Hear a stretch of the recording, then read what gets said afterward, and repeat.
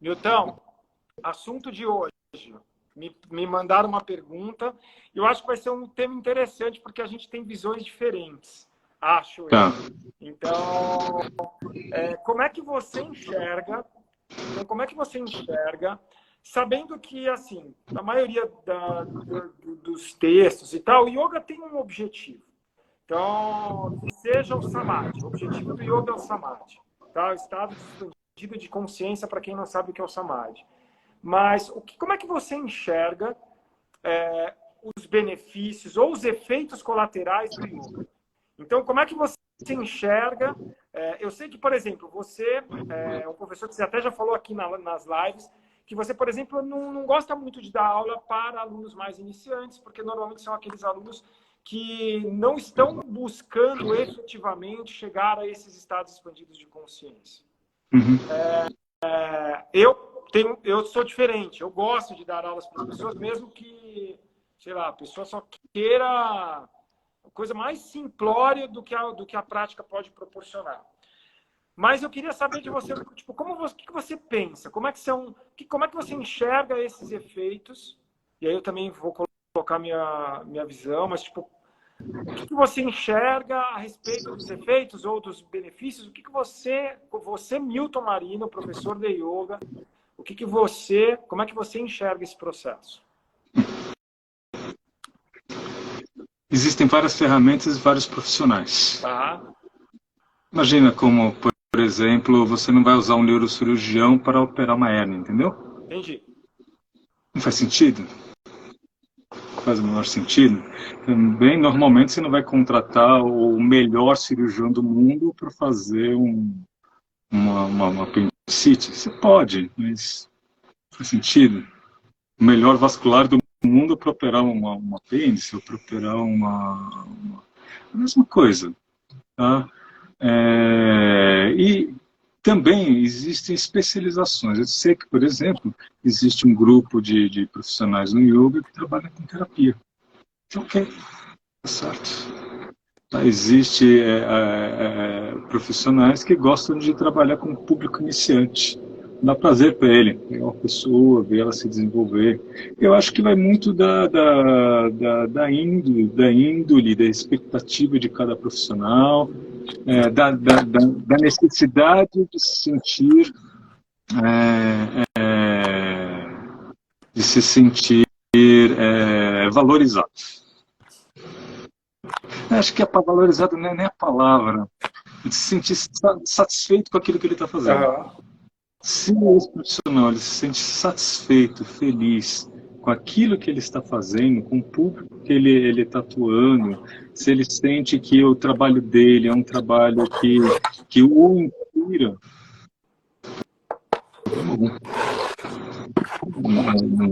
não vejo nenhum problema. Agora, existe um outro contraponto. Um contraponto associado à nossa sociedade, ao mindset da nossa sociedade. Tá certo? Até estava conversando com uma instrutora que faz acompanhamento, ela leu um livro chamado A Nação Dopamina, que tem justamente a ver com a nossa estrutura social, que faz com que a gente busque situações, ou busque o uso de substâncias, a busca de hábitos que se reforçam condicionamentos, que liberam certos neurotransmissores, que tornam a pessoa viciada, na verdade a pessoa viciada. Tá? Então é uma sociedade que é uma sociedade muito imediatista, uma sociedade que ela quer resolver o problema hoje, para agora, se não, se possível, melhor ainda para ontem. É aquela sociedade que vai mudar de celular todo ano. É aquela sociedade que vai mudar de computador todo ano. É aquela sociedade que você não entende. E é muito comum o aluno trazer isso para dentro do yoga. Isto quando não traz também sua religiosidade, sua fé, suas crenças, seus mitos, e tenta não, simplesmente projeta isto para dentro de uma filosofia. Agora, eu estava vendo um seriado que é o Merli. Não É vi. fantástico. Ele tem na HBO, ele estava antigamente na Netflix, ele tem 2 temporadas. A primeira temporada é um professor de filosofia, que ele começa a dar aula de filosofia para o segundo grau, no ensino médio, de uma maneira muito descontraída, diferente, não usual, característica da filosofia, tá certo? E a filosofia antes de tudo, uma via de autoconhecimento. Tanto que você, quando você pensa em psicanálise, é difícil você separar psicanálise de hinduísmo, de yoga e de filosofia, porque essas coisas caminham juntas, porque elas têm a ver com a maneira de pensar, com o momento de pensar daquele ser humano. Então, o que fica claro é justamente esse raciocínio. Daí pergunta para a parte, mas para que serve, a filosofia? Daí ele para assim e fala, a princípio todo mundo acha que não serve para nada. Porque ficar pensando o que mais? Esse pensar, ele norteia a visão de mundo da sociedade, seus valores, e a partir daí isto resvala em atividades, em ética, em comportamento. Então, a filosofia, durante milênios, ela foi responsável por gerar tendências, gerar mudanças, gerar maneiras de pensar e se esparramar, né, essa forma de pensar para a arte plástica, para a música e assim sucessivamente. A mesma coisa com relação ao yoga. Ele tem muito mais a ofertar para os seres humanos, do que aquilo que normalmente o aluno iniciante vem buscar. Tá? Depois de... Atualmente estou fazendo 50 anos agora em novembro. Então estou com 49, caminhando para os 50. Eu dou aula desde os 14. Então você pega desde os 14, eu tenho mais de 30 anos de profissão. Dou aula desde os 16, eu tenho mais de 30 anos de profissão. Estou caminhando para 40. E você começa a querer alçar outros horizontes, né? Outros desafios, outros horizontes. O ser humano, ele é inconstante, né? Não vejo isso como um erro, não é um erro, mas é uma característica. E a resposta do yoga para aquilo que ele foi criado, ou seja, para expandir a consciência do ser humano, mudar os condicionamentos e com isso criar uma liberdade, porque na realidade nós somos robozinhos, né? Robozinhos bioquímicos e de condicionamentos, tá certo? E o estado de funcionamento do cérebro durante o yoga, ele extrapola esses condicionamentos, como um outro condicionamento tão profundo que faz com que os outros saiam de jogo. E aquele estado, e aquele condicionamento, um condicionamento de visão de mundo muito amplo, muito profundo, que é o tal do samadhi. E isso gera uma liberdade. Uma liberdade de ser, estar e fazer. Então, como que eu vejo? Eu vejo assim, não há problema algum o aluno vir buscar porque ele tem dor nas costas, não há problema algum ele vir buscar o yoga porque ele quer uma atividade física moderada, não há problema algum ele vir buscar porque ele quer perder peso. Mas é usar um neurocirurgião para fazer uma cirurgia simples, uma sutura de pele. Entendeu? Não, O yoga tem muito eu super entendo a sua lógica, e a analogia eu acho super boa. A minha visão só é que eu acho que... deixa eu tentar colocar de uma forma que fique claro o meu pensamento. Assim, é óbvio que o yoga ele vai te levar a estados escondidos de consciência, vai te levar a essa libertação ação e de funcionamentos e etc. A gente sabe, mas ao mesmo tempo, eu acho que quando a gente quebra, porque uma coisa é, beleza, o cara está usando um neurocirurgião para cuidar da dor de cabeça que ele tem lá no dia a dia, porque ele tem estresse com um filho, ou com os filhos. Uhum. Só que eu acho que, diferentemente do que é a especialização do médico, por exemplo, eu acho que o yoga, a gente acaba, por mais que a gente tenha, tem aquele professor de yoga que se especializou numa coisa, tem outro professor de yoga que se especializou em outra. Eu acho isso ótimo. Você, por exemplo, é um cara que está se especializando em ensinar para professores. Então, para ensinar para alunos que são muito estudiosos. Então, essa é uma especialização. Mas eu acho que com o yoga ainda, quando a gente pega os profissionais em geral, não existe essa especialização específica tão a fundo. Então, e as pessoas, elas têm uma necessidades pontuais que são abraçadas, que talvez não, tenho certeza que é o pontapé inicial para a pessoa talvez até se aprofundar mais. Porque... Pode ser o pontapé, mas pode não ser. Eu vejo como um funil. Você entende? É um filtro. Fala melhor, fala um pouco mais sobre isso. Falo sim, olha. Entra na porta de entrada do yoga um monte de alunos. E cada um vai achando aquilo que quer. Sim. E vai ficando o tempo que é necessário. Tá certo? E muitos deles alguns desses vão se aprofundar. Vão entender a filosofia, vão se identificar com elas. Outros não estão no momento, não está na visão, não está nos valores, não está no que a pessoa quer. Ele vai absorver aquilo que é interessante para ela, vai atingir os seus objetivos. Pode ser que ela continue pensando em outros utilitários, pode ser que ele simplesmente saia, vai buscar outra coisa. Sim. Isso acontece, você vê em todas as escolas. Vejo na minha, vejo na sua. Tem alguns alunos que ficam muito tempo, tem alunos que passam um ano e deu o prazo de validade e ele vai seguir por outra coisa. Isso é natural. A questão não é o yoga servir para isso, servir para aquilo, ter ferramenta para isso, ter ferramenta para aquilo. A questão é a tendência histórica que vem desde de 1920 com as formas de divulgação do yoga e as formas que o yoga entrou dentro do Ocidente, que foi em 4 correntes.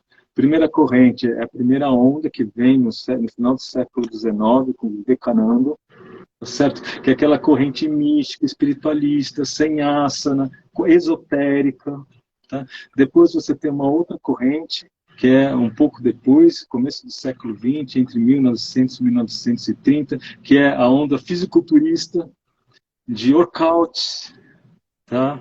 E isso se estende a partir da década de 80. Ao mesmo tempo, você tem Kuvalayananda e você tem Yogendra, que começa os primeiros estudos científicos e o yoga começa a ser visto como uma ferramenta para trazer bem-estar, para trazer saúde. Então, até hoje, Kuvalayananda tem Yoga Mimamsa, que é um dos principais estudos, um dos principais centros de estudo de yoga, do ponto de vista fisiológico e médico. E você tem uma quarta tendência, que é a tendência yoga ser voltada para mulheres. Então, essas são tendências históricas que não necessariamente que envolveram a entrada do yoga no Ocidente e que não tem necessariamente a ver com a coisa em si. E muitas vezes o aluno, quando ele deve buscar, e muitas vezes o marketing, quando ele é feito voltado a essas tendências. Certo? Então, a questão não é um yoga poder ser usado para isso, para aquilo outro. A questão quanto disso não vem exatamente da ignorância midiática que fez, ao longo da história, um tipo de marketing que é um marketing que não é real. Porque marketing, normalmente, ele não é real. Normalmente, ele trabalha com os nossos desejos e as nossas fantasias. Lembra aquele momento que nós estávamos fazendo branding? e que a gente fez uma pesquisa, e naquela pesquisa se buscou aquilo que seria o yoga, propriamente dito, e você percebe que a pesquisa ela busca dentro de uma amostragem um padrão psíquico e aquilo que você tem, que é uma pequena parte que envolve aquele padrão psíquico. Então quando ele vende, ele acaba vendendo uma meia-verdade e uma fantasia. Então, muitas vezes, o aluno ele vem buscando uma pequena necessidade ou uma fantasia. Tá, vamos dizer, a yoga ajuda você a perder peso? Ajuda. É a melhor técnica? Não é. Não é.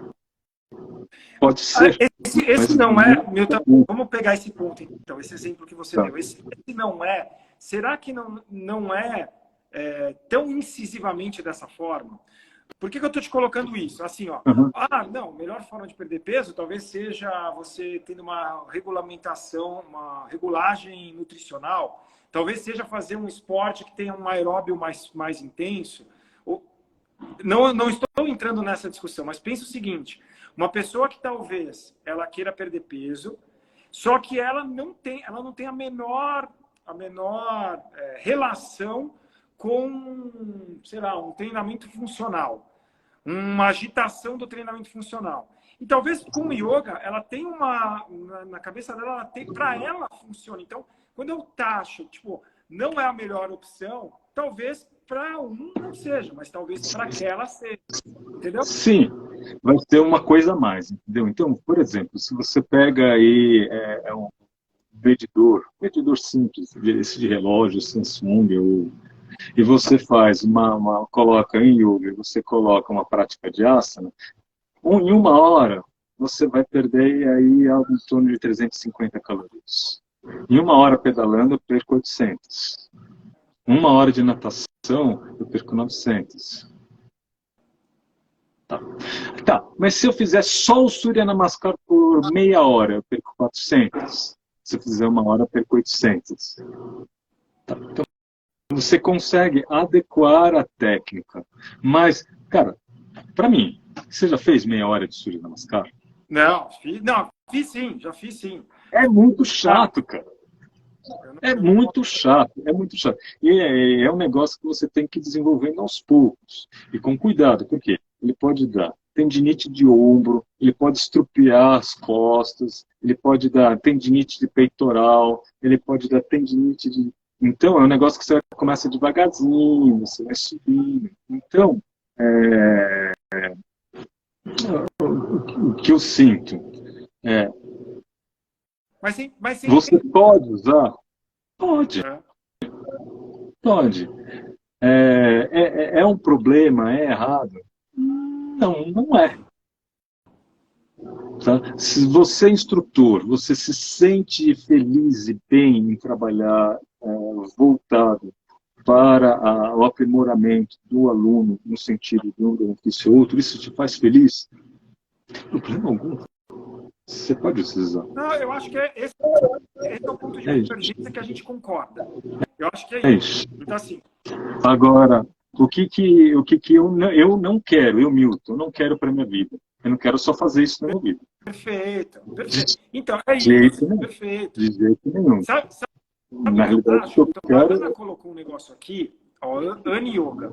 Ela colocou um negócio que eu acho que é bem pertinente nessa lógica. Assim, historicamente, aí você me confirma se com você também aconteceu isso. Você falou que dá aula há mais de 30 anos, eu estou dando aula, completa esse ano 22. Vai completar esse ano 22 anos dando aula. Então, assim, nesses 22 anos, eu vi muita gente, ou a maioria das pessoas, se colocar um percentual, eu posso falar que 90 para cima de percentual entraram não querendo se aprofundar e querendo samadhi. Pelo menos a minha realidade. Mais de 90% das pessoas não queriam samadhi. E essa foi o que a Ana colocou. Tipo, olha, a pessoa entra querendo uma coisa e eu como professor, eu conheço aonde eu posso levar aquela pessoa. E aí, aos pouquinhos, eu vou colocando, eu vou inserindo para a pessoa o que ela pode conhecer, que ela é leiga, ela não tem ideia do que é. Ela entrou querendo emagrecer, exemplo que ela deu. E aí o que acontece? Se a maioria das pessoas, elas não vêm buscando o que o yoga realmente proporciona. Se eu me restringo às pessoas, então há uma tendência de eu não conseguir. Isso se eu for um professor como você, que tipo, eu quero ensinar para aquela pessoa que quer algo muito mais profundo do yoga, que não queira só emagrecer. Então, eu acho que ter esse meio do caminho, eu acho que ter essa flexibilidade, por mais que você tenha depois uma especialização. No seu caso, eu acho lindo. Ser totalmente especializado em ensinar profundamente o yoga. Mas eu acredito que o meio termo é um ponto importante para que não tenha essa quebra de uma pessoa que vem querendo, sei lá, emagrecer e depois, tipo, olha, você tá só indo pelo lado midiático que falaram, que tal. Então, eu acho que esse é um ponto que é um ponto ali que é bem uma linha tênue para as pessoas não praticarem ou deixarem de praticar. Porque muita gente acaba deixando de praticar porque é só o samadhi e você não é para você. Se você quer emagrecer... Sim, eu acho que assim, você está olhando pelo ponto de vista do aluno. Sim, talvez, isso. Eu estou olhando do ponto de vista do professor. Do ponto de vista do professor, vai ter um período de tempo que isso satisfaz. E depois não mais. Pode ser que em algum momento você queira mais. Por quê? Porque se você fica dando sempre as mesmas coisas e repetindo sempre as mesmas coisas, e todo o seu tempo e todo o seu esforço está voltado a isso. E conforme você vai se desenvolvendo e se aprimorando, você percebe que você quer dar mais. E nem sempre isso vai ser possível. Por quê? Porque cada aluno tem um momento, cada aluno tem um tempo, cada aluno tem um porquê. Tá? E o tempo, ele é limitado. Ele é limitado. Falando ou tempo de prática? Os dois. Passa muito rápido. Muito rápido. Eu lembro uma vez, eu estava numa aula do professor Sérgio Santos, e ele estava contando, mineiro, né? Ele estava contando uma história assim, sobre... Eu não lembro muito bem aonde que ele leu, mas é provavelmente um livro de Monteiro Lobato. E estava o Visconde de Sabugosa e a Emília conversando sobre a vida. E daí, em um determinado momento, o Visconde de Sabugosa falou: e o que é a vida, Emília, para você? E a Emília respondeu: a vida é um pisco. Como assim, pisco? Um pisco. Você acorda, nasce, abre os olhos. Aí você pisca, você é criança. Você pisca, está adulto. Você pisca, você envelheceu. Aí você fecha os olhos e morre. E daí o Visconde de Sabugosa dá risada e fala: e depois da morte? Daí a Emília responde: depois da morte é hipótese. Então, a vida, ela passa muito rápido. E o nosso tempo é um tempo restrito. Por mais que a gente consiga expandi-lo, você vai perceber que realizar coisas demanda energia, foco e tempo. E se você fica o tempo todo com milhares de alunos simples e ao longo da sua carreira você não dá esse giro, agora eu vou restringir meu tempo para os alunos iniciantes tanto, para os meus alunos mais avançados tanto, para os instrutores que eu formei tanto. E para o meu tempo de estudo, para o meu tempo de sadhana, se você não separa nisso, você evolui como ser humano, porque a vida nos faz evoluir como ser humano. Mas isso poderia ser acelerado com a técnica do yoga, e muitas vezes não é. Tá certo? Então, é fundamental para o instrutor que, ao longo de sua carreira, ele saiba virar a chave. Em que momento que eu vou trabalhar com alunos, só com alunos, que momento que eu estou pronto e tenho maturidade, tenho conhecimento para trabalhar com alunos avançados, com outro foco, e que momento que eu vou fazer mais uma chave e vou trabalhar especificamente com os instrutores. Porque muitas vezes o que acontece é que os instrutores, assim que eles se formam, eles chegam a um determinado nível, mas eles ficam meio reféns, não ficam reféns, eles ficam órfãos. Muitas vezes eu já vi isso acontecer, certo? Por quê? Porque depende de tempo para que ele pesquise, não tem alguém que chegou na meta, que chegou muito perto dela para estar acompanhando e auxiliando, acelerando o caminho, tá certo? E muitas vezes esse professor mais antigo, ele vai falar sobre características de personalidade, que aos poucos elas precisam ser transformadas juntos. E não necessariamente um aluno está pronto para ouvir, certo? Não é o que ele está procurando. E também depende da maturidade, e maturidade vem com o cabelo branco mesmo. Tá junto, faz parte. Só com cabelo branco? Não, mas o tempo, a experiência de vida... Não, também estou chegando nos 50, hein? Também não tenho ainda. A experiência de vida, ela vai te acumulando. Eu sei que eu cometo alguns erros agora que eu não cometia como era jovem. Mas eu cometia muitos erros jovem e que agora eu não cometo mais. Tá certo? Então, é importante para o instrutor, ao longo de sua carreira, que ele possa dar essas viradas de chave. Até para que ele tenha tempo. Ele tenha tempo para estudar. Perfeito. Isso eu super concordo com você, porque são momentos. Eu, depois de 22 anos, 23 anos ensinando, eu tô, assim, também, tipo, olha, se eu puder escolher, eu não dou mais aula lá para iniciante. Mas eu tenho uma percepção, uma visão de que essas pessoas, se eu quero futuramente, eu quero ter alunos que estejam totalmente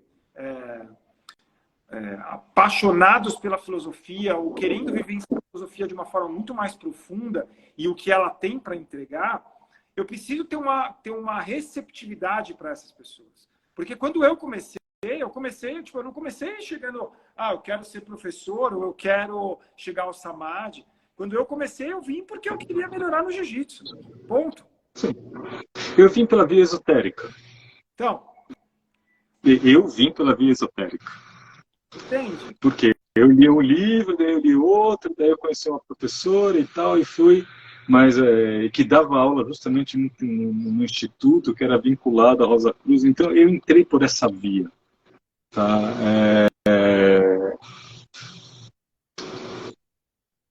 Essas questões históricas, elas existem, elas fazem parte da história do yoga, elas determinam a chegada das pessoas, certo?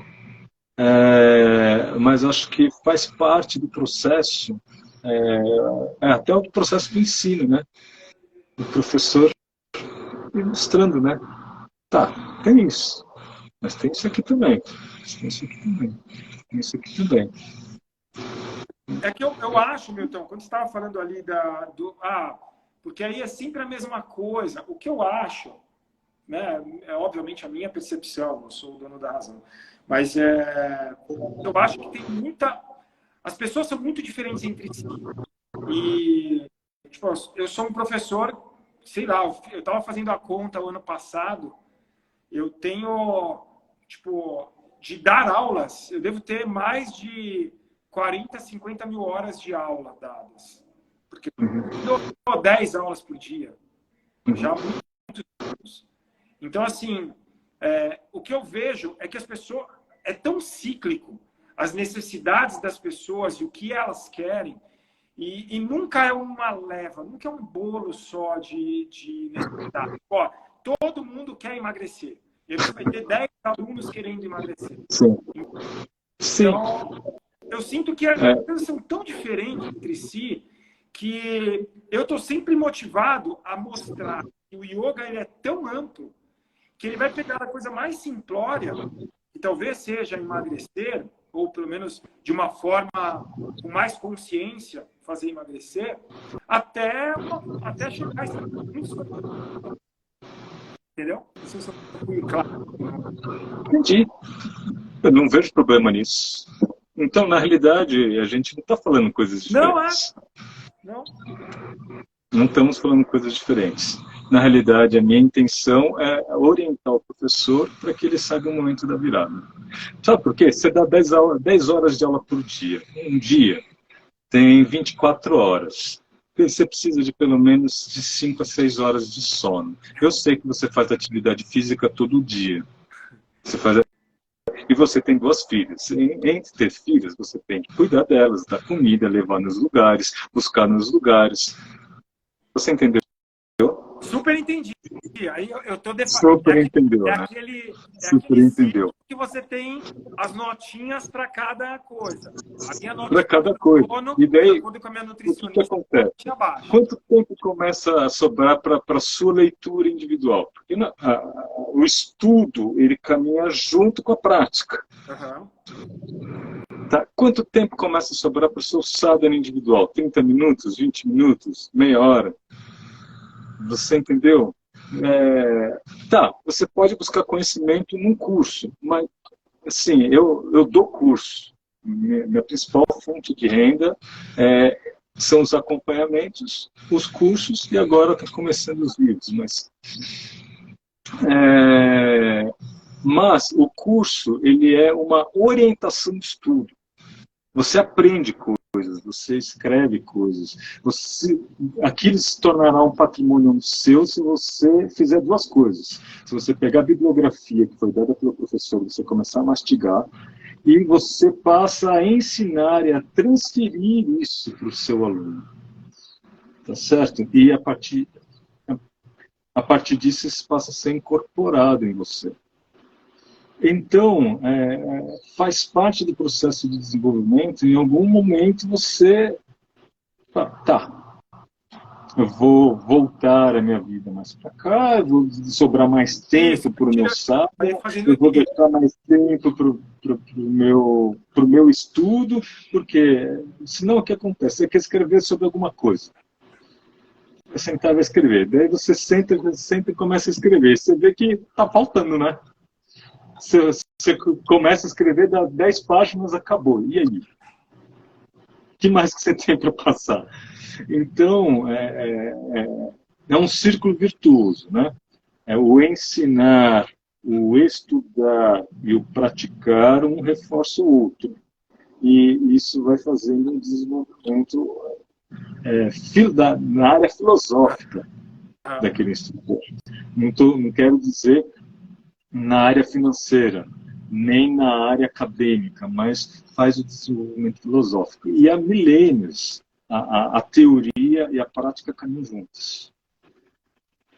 Um reforça o outro. A teoria te dá uma visão do material yoga, que se foi produzido, que se foi pensado por esses filósofos ao longo de milênios, tá? Associado à vivência prática, onde você chancela aquilo que você leu, e aquilo que você leu deu vontade de praticar mais, e aquela vivência prática te dá uma expansão da consciência, uma gana maior de ensinar, e você tenta repassar aquilo para o seu aluno, que dá uma alavancada, e isso envolve a teoria novamente. É um círculo virtuoso. Total. Então, é importante para o instrutor saber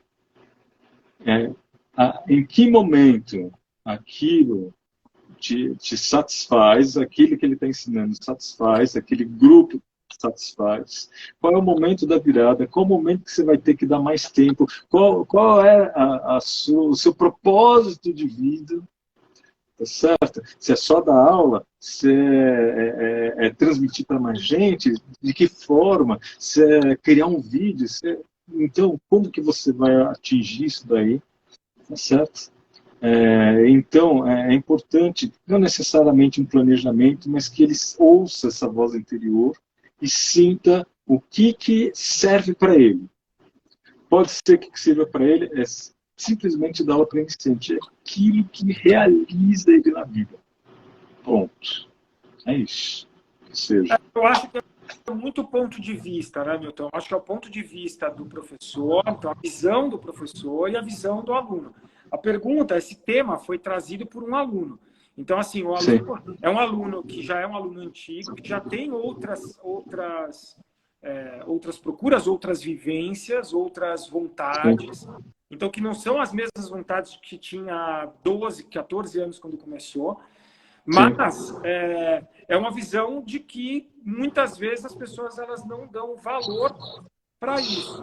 Então, fica meio, não sei se obscuro ou se fica um negócio meio pejorativo falar dos efeitos ou falar dos benefícios. A pessoa fica até com vergonha de falar, eu entrei porque eu queria emagrecer, por exemplo. Entendeu? Esse foi o questionamento. Então, na visão do aluno... Não, acho que não fica pejorativo. Por exemplo, eu utilizei o yoga como uma ferramenta muitas vezes, por exemplo, para tratar ansiedade e depressão. Uhum. Muitas pessoas. Sim. Eu utilizar a técnica do yoga para depressão funciona super bem. Super bem. É muito efetivo. Muitas pessoas, e elas iam tomar medicação. Eu falava, olha, espera um pouquinho. E dá 15 dias. 15 dias. Daí a gente introduzia as técnicas, mas é assim, olha. A gente vai introduzir as técnicas, mas você vai ter que fazer todo dia, isso é um compromisso. Você não vai ter vontade, vai querer ficar na cama, você vai levantar e fazer. Se for assim, a gente começa. Senão, a gente começa com a medicação. Outra coisa, que aí é disciplina, constância. Disciplina, constância. E você fecha com a pessoa um acordo, né? Um acordo. Olha, se você não se sente capaz de fazer isso, é melhor entrar com a medicação. Se não, me dá 15 dias. Em 15 dias você não vai precisar. O acordo é o seguinte, você vai fazer essa técnica, todo dia, te vejo 2 vezes por semana ou 1 vez por semana, dependendo do caso. Você entendeu? Então, por exemplo, hoje em dia, eu dou aulas para os instrutores? Dou. A aula é interessante? Interessante. Mas eu sinto que a aula sozinha não gera evolução. Gera. É lenta, muito lenta. 2 práticas por semana, muito lento. Mas a partir de que o aluno começa a sentar, a fazer sua técnica de meditação, de respiração, asanas selecionados todos os dias, logo ele fica gigante. Milton, você não dá aula para aluno? Eu tenho meia dúzia de alunos muito antigos que estão comigo há muito tempo e continuam fazendo aula. Que não pararam. E eles estão super avançados. Eles têm vivências assim que eu conheço muitos professores que não tiveram ainda. Que não tiveram. Eu sinto, não, mas todos os alunos vão ser instrutores? Lógico que não. Mas você vai limitar o conhecimento? Lógico que não. O que limita o conhecimento é a maturidade. A maturidade do aluno está pronto para receber um determinado conhecimento ou não está. Pode ser que não esteja tão pronto. Ok? Perfeito. E o que vai determinar? A conversa, o comportamento, o aprofundamento, o estudo, o nível de sadhana do próprio aluno. Então, eu sinto assim que a profissão tem que ser instrutor para ter conhecimento, eu não acredito nisso. Eu nunca limitei conhecimento pelo fato de ser instrutor ou não ser instrutor. Nunca. Perfeito. Nunca. Mas existe um compromisso diferente e uma maturidade do próprio aluno que vem com o tempo. Que vem com aquele mundo. Mas aí, nesse caso, é o casamento, digamos, casamento perfeito que aconteceu. O professor ele vai ensinar desse jeito, mas, obviamente, se aquele aluno escolheu aquele professor, ele vai ter que entrar no jogo e entrar com aquelas regras, aqueles acordos que foram feitos. Os acordos. E é isso. Exato. E é isso. E É isso. aí, Alguns acordos são por segurança mesmo. sim. Por segurança. Total. Mas pura segurança. Tá? E por facilidade de trabalho. É até para que a pessoa chegue naquilo. Então ela chega, eu quero viver o estado de meditação, quero meditar. Eu falo, olha, é mais fácil você não comer carne. Se você comer carne, pode dar problemas durante o processo de despertamento da Kundalini, pode estar com o canal entupido, pode estar com problema com relação às camadas energéticas, que elas começam a vibrar em sintonia diferente. Isso vai dar uma série de consequências, desde mudança de sexualidade, mudança de libido, mudança de estados dolorosos, mudanças psíquicas. Então, existe um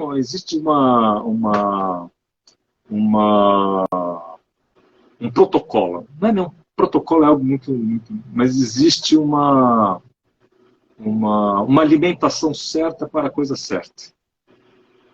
Certo? Tá, mas chegou no momento, ele viu a meditação e falou, é legal, mas eu quero seguir minha vida fazendo outras coisas. Será que eu poderia continuar praticando com você? Eu falo, não dá. Por quê? Porque minha turma é essa, a turma é avançada.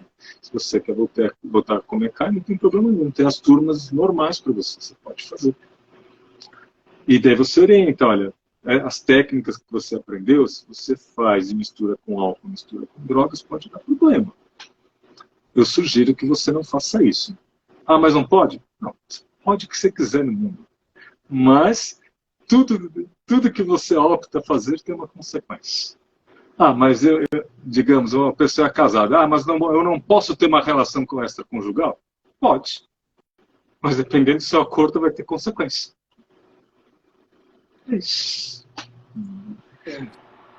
Você pode o que você quiser no mundo, mas desde que aquilo que você queira não prejudique os acordos que você... O pacto social, os acordos que você tem com os seus próximos, sim, até um acordo com você. Você vai no médico, o médico fala, olha, essa medicação, esse antibiótico, é para ser tomado um comprimido de 12 em 12. E daí a pessoa passa a tomar um comprimido de 2 em 2. Vai ter consequência? Ah, mas não posso? Pode. Mas vai ter consequência. Talvez não seja vai ter a consequência que você está querendo. Hã? Talvez não seja a consequência que você está querendo. Exato. Então você paga um médico para te dar uma orientação e você vai fazer o que você quer? Você pode? Pode. Você pagou uma consulta. Consulta você foi numa pessoa, você fez uma pergunta, essa pessoa que foi consultada, ele te dá uma resposta baseada no conhecimento que ele tem. Agora, aí eu acho que a relação aí é uma coisa que tem que ser, obviamente tem as suas exceções que não fazem dessa forma, mas aí eu acho que é uma questão de, olha, se o aluno me procurou é porque ele acredita em mim, ele acredita no que eu falo, ele, em geral, ele vai querer me ouvir, se ele não quiser, aí tem outros profissionais que enxergam de outras formas. De outras maneiras, né? Assim, o que acontece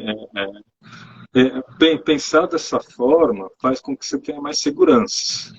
Você botar as cartas e deixar claro, isso dá mais segurança. Escolher um determinado público para trabalhar de uma determinada maneira dá mais segurança. Acontece. Eu tenho uma aluna querida, que ela praticou comigo muito tempo, daí ela começou a ter relações com outras pessoas, com outras áreas de trabalho, daí ela foi perdendo o pique, fazia aula há muito tempo, então não tinha tempo para praticar, para aprofundar mais, e estava com foco em outras coisas, e daí ela falou, Milton, eu vou parar sua aula. Eu falei, tá bom, não tem problema. Quando você quiser, você se sentir bem para voltar, você volta. Daí depois, no outro dia, falou, mas eu estou pensando em voltar a comer carne. Eu falei, mas eu posso continuar fazendo aula gravada? Eu falei, não. Não pode fazer aquela aula avançada gravada, porque vai dar problema. E eu não me responsabilizo.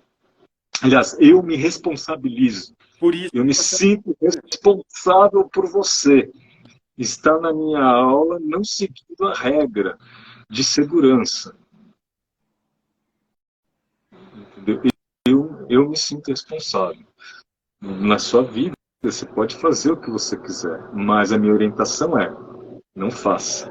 Se você quiser fazer as aulas dos outros professores, as aulas mais simples, não tem problema nenhum. Mas, Até porque, mesmo assim... em geral, nem só a simplicidade da técnica, mas também a disciplina e a constância daquele aluno, provavelmente seja uma disciplina muito pequenininha. Tá? Não é o caso dela, ela tem disciplina. Tá? Ela tem disciplina. Ela já chegou a atestada de 5, 6 horas. Então, não é uma questão de falta de disciplina. Às vezes a pessoa dá disciplina, mas ela está com foco em outra coisa naquele momento. E é interessante que muitas vezes, não sei se é o caso dela, não perguntei, mas muitas vezes a mudança ela é associada à mudança de grupo social. Porque o ser humano, ele é um animal social, ele é um animal grupal. E muitas vezes, dependendo do grupo social onde você está, você se sente a necessidade de fazer parte. E você percebeu que a alimentação é algo muito vinculado à nossa afetividade. É altamente vinculado à afetividade. Quando você vai sair com uma garota nova, você convida ela para um lanche, você convida ela para um chá, você convida ela para um sorvete, você convida ela para jantar. Mamãe, quando vai te presentear, faz o prato que você ama, que sabe que você gosta. E quando você vira vegetariana, ela fala: o que eu vou fazer para você agora? Não é assim que elas fazem? Pois é. Então, Dia dos Namorados, restaurante fica todo lotado, né? Você não consegue vaga em restaurante nenhum. Por quê? Porque o comer, ele é um ato social, mais até do que um ato alimentar. Naquele período que fiquei muito tempo de jejum, o grande problema era a parte social. Tá? Então o que eu fazia? Eu pegava um copo d'água e sentava na mesa. Isso quando eu estava fazendo jejum com água. Quando não estava, só sentava na mesa, para estar junto com as pessoas e fingia que estava comendo, para estar juntos. Então é um ato social, é um ato afetivo, é um ato associado a retribuir e dar prazer. Então, quando você entra em determinados grupos sociais, muitas vezes você tinha um hábito, você muda. Tá tudo bem. Faz parte. Faz parte. É o momento daquela pessoa, é o momento que você tem que respeitar. Você tem que entender e respeitar. Cada pessoa tem seu time. Mas, agora, olhando, né, para a gente finalizar aqui também, olhando pelos olhos do aluno, uma coisa que eu falo, e aí eu queria saber a sua opinião, é que o yoga ele é muito abrangente. É muito abrangente. Então, eu entendo a lógica, obviamente, com a visão do professor, com a sua visão, por exemplo, com as suas necessidades, com aquilo que você enxerga, aquilo que é bom para você como professor. Mas eu enxergo que o yoga é uma coisa muito abrangente e que, quando aparecem esses efeitos colaterais, quando aparecem esses benefícios, eles são muito poderosos. Você fala assim, cuidei de uma ansiedade com respiratórios, ou sei lá, com técnicas do yoga que eu decidi dar. É muito poderoso e é muito abrangente. Então, se você pegar a ansiedade, você pega lá o cara que é mais tímido, aí você pega o cara que está com problema intestinal, aí você pega o outro que está querendo emagrecer. Então, assim, o yoga é uma coisa que acaba com as técnicas tão abrangentes, abraçando muitas causas. Eu acho que esse é o grande ponto. Por isso também, se você não sabe muito bem o que você está fazendo, faz muita besteira também. Tá? Exato. Por isso que eu indico tanto, por exemplo, a imersão. Que é, pegar e entender cada uma das técnicas, para que elas servem, como elas funcionam e etc. E quando é indicado é quando não é, né? Exato. Você pega um aluno com uma super obstrução intestinal, começa a dar Nauli e pumba. Não, mas o Nauli é é bom, mas se ele está com uma superobstrução intestinal com fecaloma, não vai ser bom, vai machucar o intestino. Então, eu acho que essa é a lógica. Mas com certeza, o yoga, com tantas técnicas que possui, ele tem efeitos incríveis no ser humano em si, em todos os seres humanos, e acaba suprindo essas necessidades dos seres humanos. Por isso fica tão ressaltado o benefício. Sim, mas também, por exemplo, para a depressão, o efeito de atividade física 3 vezes por semana, ele é o mesmo do que você tomar um antidepressivo. Vocês sabiam disso? 1 hora de atividade física aeróbica todos os dias é o mesmo que tomar um antidepressivo. Exatamente igual. Tá. Mas tomar um remedinho é rápido, né? Papo. Então, aí é o ponto. É mais fácil, não é? Não é. Não é? Também. A prática também não é. Vai precisar do esforço. Exato. Vai precisar do investimento de tempo. Qual é o nosso bem mais precioso, você sabe? Qual é o quê? Nosso bem mais precioso. Nosso bem mais precioso, como indivíduo, como ser humano, ou como praticante, como professor? Tudo, para tudo. Eu sei lá, para mim é a relação humana, são as amizades para mim, sei lá se é isso. É tempo. É tempo. Muita gente fala que é o tempo mesmo. É o tempo. Sabe por quê? Relações humanas você reconstrói, você pode se aprimorar como ser humano. Algumas pessoas você perde, e o mundo é assim mesmo, tá certo? Mas tem um momento, depois que passou. Então você está com suas filhas pequenas, aproveita, vai, separa tempo para elas, vai passear, vai fazer as coisas, porque o tempo está caminhando. Depois que essa fase caminhando e rápido.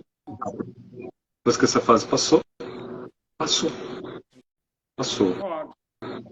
É isso. Então o tempo ele é muito importante. Qual a única forma de parar o tempo? Menor ideia. Morrendo. Na meditação e no samadhi é o único momento onde você para o tempo e você para a impermanência. Então isso é muito importante, né? Isso é muito importante. Você transcende o tempo. Tudo bem, Milton. Tudo bem? Galera, se tiverem alguma sugestão de tema, etc., que queira que a gente converse aqui, mande para mim. E aí, daqui a 15 dias, a gente tem o nosso próximo encontro. Milton, vamos combinar de você vir aqui na Escola Nova, tá? Essa semana eu passo aí. Fechou. A gente combina. Qual é o melhor dia? Que dia que você está em casa aí? Escreve e a gente vê. Eu estou na correria, mas... Eu estou na correria atrás de sempre achar o tempo para as pessoas que eu amo. Pronto. Mas para você eu sempre vou achar um tempo. Tá bom. Tá bom? Beijos. Beijos para todos. Beijão. Beijos para todos.